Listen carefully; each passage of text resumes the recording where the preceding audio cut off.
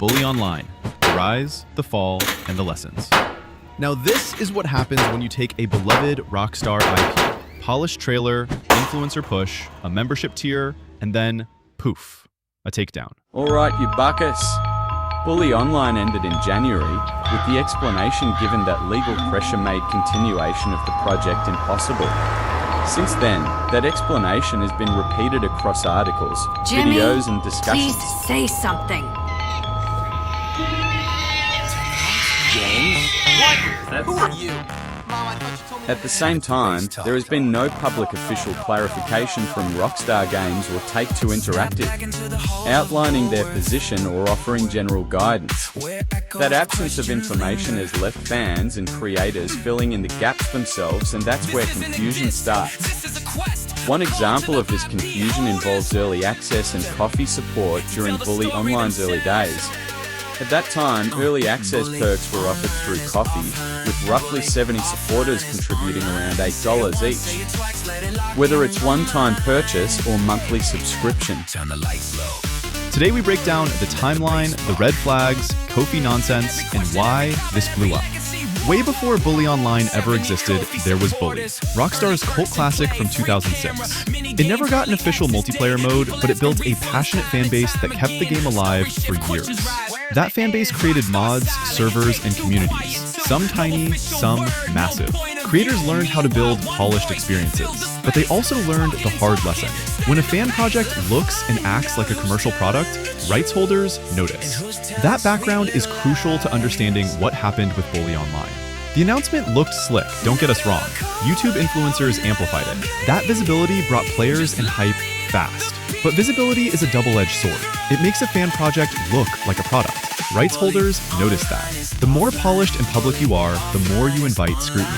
Way before Bully, 2006, mod culture, Sam's longevity. Bully Online launched with hype, then vanished. The community was left with questions. Where's the code? What about refunds? And why did this happen so fast? The membership didn't wall everyone off the bat, but money changed hands. 70 supporters signed up. That recurring $8 is the difference between fan project and product in the eyes of IP holders. Blue name or not, cash flips the switch. So yeah, it wasn't the color that got you in trouble, it was the cash. Color labeled name, camera, queue priority, whatever. People paid monthly. That's what made the lawyers sit up.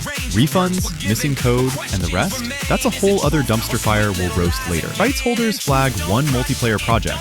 They often sweep related projects to limit the spread of unauthorized multiplayer services. That's not proof of a single person's wrongdoing. It's how enforcement often plays out. One takedown triggers a wider check. Reportedly, a DMCA or cease and desist landed, and everything went dark.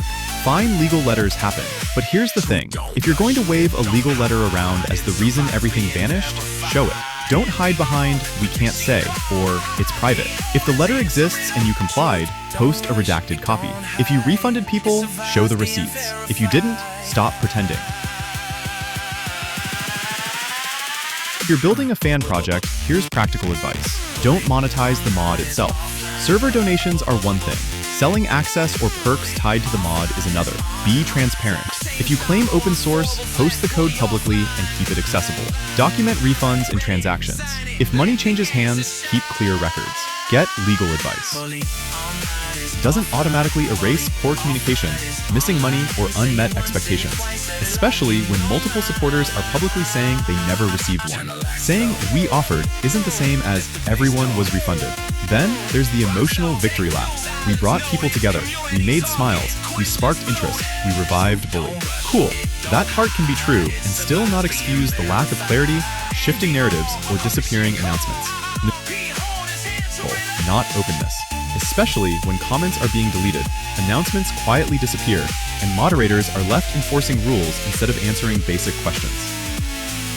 And let's talk about the audience reaction, because watching people glaze this video like it's gospel is wild. You'd think transparency just dropped, when in reality, we got a 2-shilling explanation stitched into a one-piece suit, except we only received loose fabric, not the actual suit.